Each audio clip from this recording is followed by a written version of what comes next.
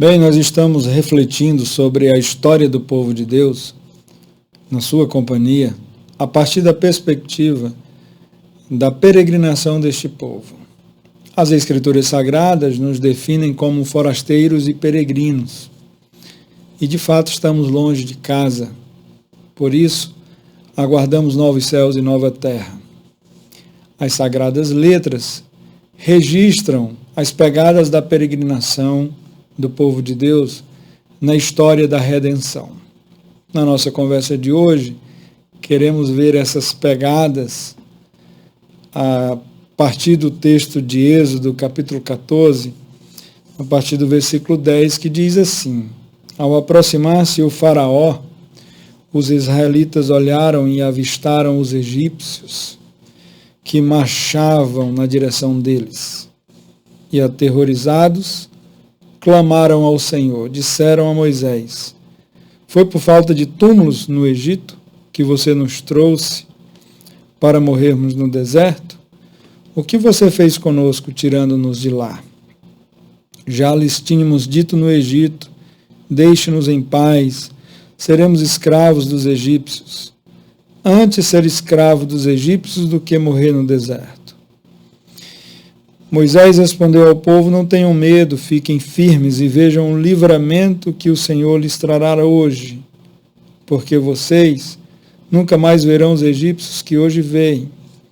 O Senhor lutará por vocês, tão somente acalmem-se. Então disse o Senhor a Moisés: Porque você está clamando a mim, diga aos israelitas que sigam avante. Erga a sua vara e estenda a mão sobre o mar, e as águas se dividirão, para que os israelitas atravessem o mar em terra seca. Eu, porém, endurecerei o coração dos egípcios, e eles os perseguirão, e serei glorificado com a derrota do faraó e de todo o seu exército, com seus carros de guerra e seus cavalheiros. Os egípcios saberão que eu sou o Senhor quando eu for glorificado com a derrota do faraó, com os seus carros de guerra e seus cavaleiros. Nessa história, nesse episódio, nós encontramos um grande livramento ao povo de Deus, a esse povo peregrino, que está saindo do Egito e indo na direção do deserto para chegar na terra de Canaã. E eu quero pensar com vocês sobre os livramentos que Deus dá aos peregrinos, aos forasteiros, uma vez que estamos longe de casa e habitamos um mundo mau, e quantas manifestações de Deus na história já se deu e tem se dado, porque Deus é um Deus que faz intervenções na história do seu povo e na história dos homens. Aqui está registrado um caso desse. Israel aqui não passava de um bando de escravos. Era um povo que havia sido escravizado e eles estavam sendo liderados por Moisés, e diante do primeiro grande obstáculo eles já estavam apavorados. E quem não ficaria apavorado numa situação como essa, né? De um lado eles veem o mar os cercando, e de outro eles veem o exército de Faraó vindo contra eles para destruí-los. Então eles ficam apavorados, eles enfrentam Moisés, questionam Moisés, por que Moisés os tirou do Egito. E Moisés vai clamar ao Senhor, e Deus diz a Moisés: Por que você está clamando a mim? Diga que esse povo marche. E ele dá as recomendações e as diretrizes, diz para Moisés estender a sua vara sobre o mar, e as águas se dividiriam e o povo passaria a pé enxuto. Ele veio o grande livramento dos céus ao povo de Israel, na tão famosa história da passagem do povo pelo Mar Vermelho. E ali se deram um grande livramento. E grandes livramentos sempre se deram na história do povo de Deus. Nós também somos alvos dos livramentos do Senhor. Quantos livramentos não já tivemos? E eu acredito que mais livramentos temos que não percebemos do que os percebíveis, os perceptíveis, aquilo que os nossos sentidos conseguem apalpar, verificar. Muitos são os livramentos que Deus nos dá que sequer a gente fica sabendo. Eu creio nisso, eu ando pela vida acreditando nisso, que muitos são os livramentos que Deus já fez na minha vida e que sequer eu fiquei sabendo, né? De coisas das quais eu sou livre pela boa mão de Deus, a ação de Deus. Deus já me livrou de laços de morte, de ações de pessoas más, enfim. Eu acredito piamente que Deus age de uma forma gloriosa e grandiosa, de forma invisível, na maioria absoluta das vezes. Então eu ando na minha peregrinação muito convencido de que já fui alvo de muitos livramentos dos quais eu nunca tive notícia. Mas eu acredito nisso. Acredito nesse agir divino sobre os seus, sobre o seu povo, que Ele é um Deus que nos confere livramento. Mas também é fato que nem sempre Deus nos livra da dor, né? O nosso maior desejo, às vezes, é ser liberto, ser livre daquilo que nos causa algum incômodo. Mas o fato é que nem sempre isso acontece. Paulo, por exemplo, escrevendo aos Romanos, ele fala disso com muita propriedade, no capítulo 8 de Romanos, a partir do versículo 35, ele diz: quem nos separará do amor de Cristo? Será tribulação, angústia, perseguição, fome, nudez, perigo ou espada? Quem é que pode nos separar do amor de Cristo? Então ele vai dizer, olha, tribulação não separa, angústia não separa, perseguição não separa, fome também não, nem nudez, nem perigo ou espada. Nada disso pode nos separar do amor de Cristo. Às vezes a gente quer se livrar dessas coisas que nos causam desconforto, uma tribulação, uma perseguição, a fome, a nudez, situações que afetam-nos drasticamente. Mas mesmo que essas coisas nos alcancem, ou outras parecidas, de modo algum pode nos separar do amor de Cristo, do amor de Deus. E é muito bom saber disso, porque às vezes a gente fica atrelando que a ausência dessas coisas é a comprovação do amor de Deus na nossa vida. E isso é fato, mas a gente não pode relacionar que a presença delas é a certificação de que o amor de Deus não está na nossa vida. Porque nem mesmo tendo essas coisas, isso vai nos separar do amor de Deus. Pois ele vai nos falar isso, a partir do versículo 38, diz: pois eu estou convencido de que nem morte, nem vida, nem anjos, nem demônios, nem o presente, nem o futuro, nem quaisquer poderes, nem altura, nem profundidade, nem qualquer outra coisa na criação será capaz de nos separar do amor de Deus que está em Cristo Jesus, nosso Senhor. Então, essas convicções, elas devem preencher o nosso coração a respeito do amor de Deus na nossa vida, que Deus me ama mesmo quando coisas ruins me acontecem, e as coisas ruins que acontecem na minha vida não pode afetar a minha compreensão do amor que Deus me tem. E nada disso vai nos separar, né? Nada, absolutamente nada disso vai me separar do amor de Cristo. Deus me ama e ponto final. Tendo a bonança ou tendo a escassez, convivendo com coisas boas ou convivendo com coisas más, em nada pode nos afetar essa compreensão de que Deus nos ama. Há situações em que Deus nos livra prontamente, vem um livramento, às vezes perceptível, e há outros momentos que mesmo depois de orar insistentemente, a resposta que temos dele é que a minha graça te basta. Então, somente isso. Olha, a minha graça te basta e o meu poder se aperfeiçoa na fraqueza. Há situações em que é isso que a gente ouve de Deus. Ele não vai nos livrar do desconforto, ele não vai, naquele momento, nos livrar do sofrimento, mas ele deixa certo, explícito, que a graça dele nos basta e que o poder dele se aperfeiçoa na fraqueza. Na nossa fraqueza, o amor de Deus é aperfeiçoado. Também uma grande verdade estabelecida nas Escrituras e na revelação é que mesmo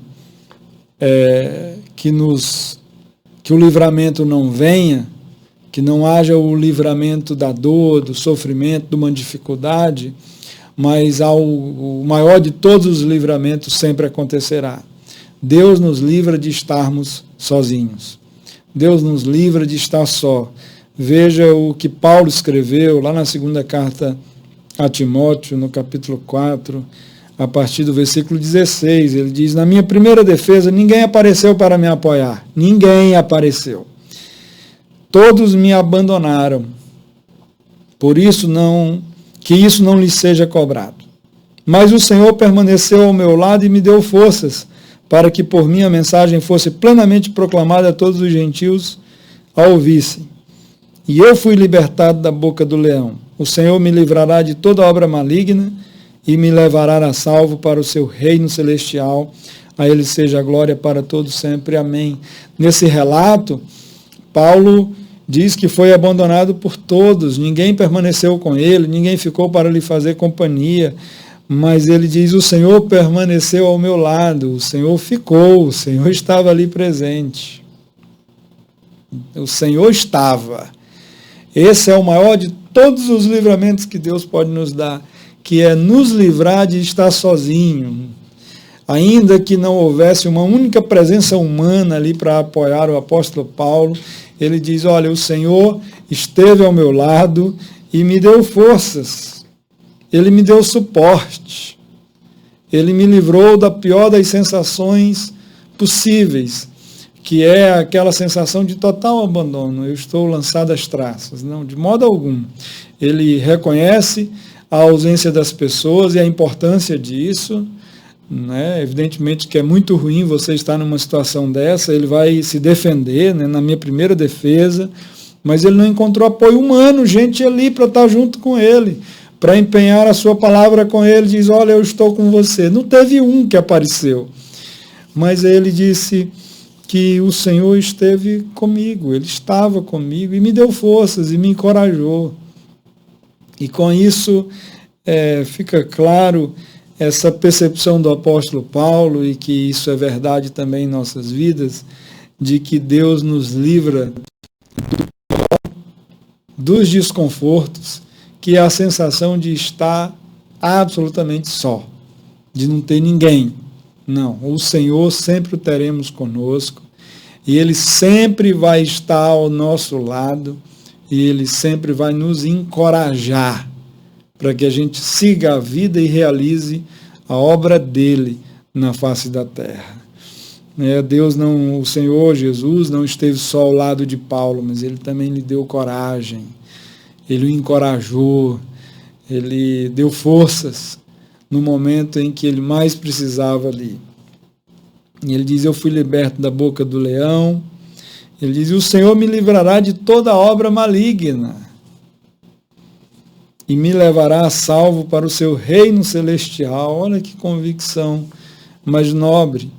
E essa certeza de que o Deus que está conosco, ele vai nos encorajar e também vai nos libertar e vai nos livrar, né, de toda obra maligna, de toda obra do mal, do maligno. E vai nos conduzir a salvo ao reino celestial.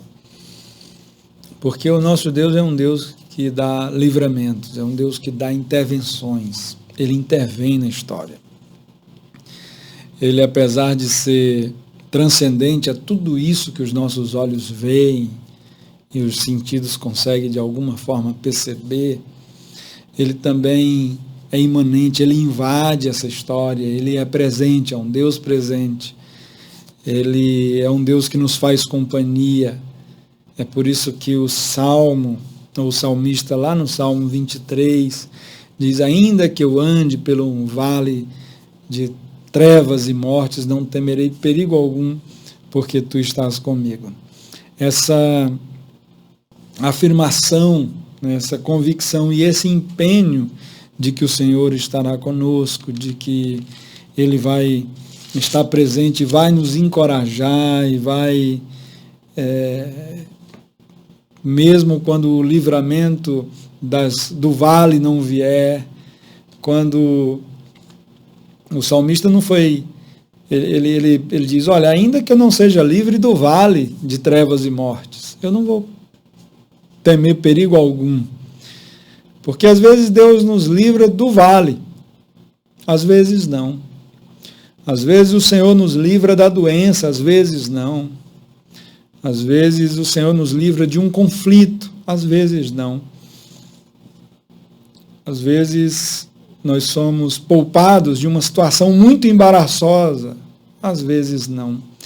E quando ocorreu, às vezes não, uma coisa nós precisamos cultivar no nosso coração com muita certeza: Deus estará sempre conosco.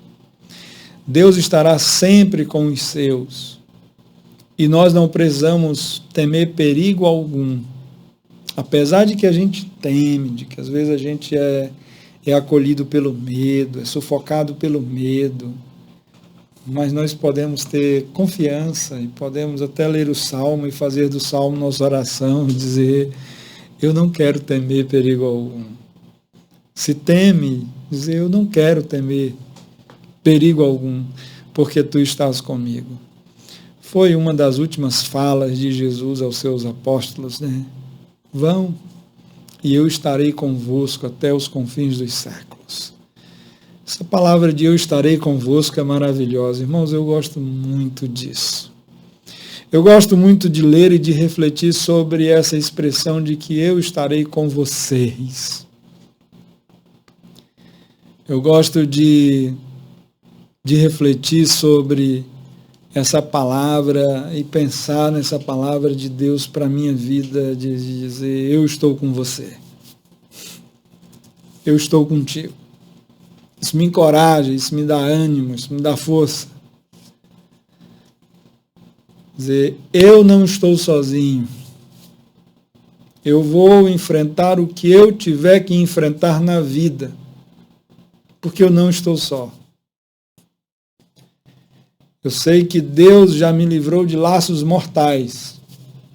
Eu estou convencido de que desse livramento não vai acontecer sempre. Um dia não vai acontecer. Mas não é a morte que vai me separar do amor de Deus. Não é o sofrimento que vai me separar do amor de Deus. Não é uma situação financeira difícil que vai me separar do amor de Deus. Mas também não é uma situação financeira favorável que vai me separar do amor de Deus. Não é a doença, mas também não é a saúde que vai me separar do amor de Deus.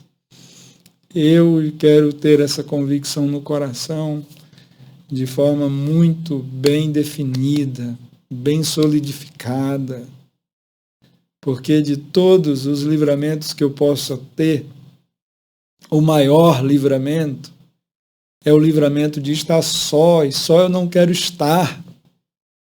Jesus falou isso para os apóstolos: eu não vos deixarei órfãos. Eu não vos deixarei órfãos. Eu irei e voltarei. Eu estarei com vocês para sempre. Vocês vão andar na minha companhia. Eu estarei com vocês. E essa é a bendita palavra na qual eu quero descansar o meu coração. É de que o Senhor é comigo e de que o Senhor é conosco. Isso alivia a minha bagagem durante a minha peregrinação. De que o Senhor é comigo e o Senhor é com o meu irmão. O Deus que é comigo é o mesmo Deus que é com o meu próximo, com aquele que está à minha volta. Ele é um Deus presente na minha vida e na vida de todos os que me rodeiam. Ele é um Deus que está com a igreja dele, com os seus servos, com os seus filhos.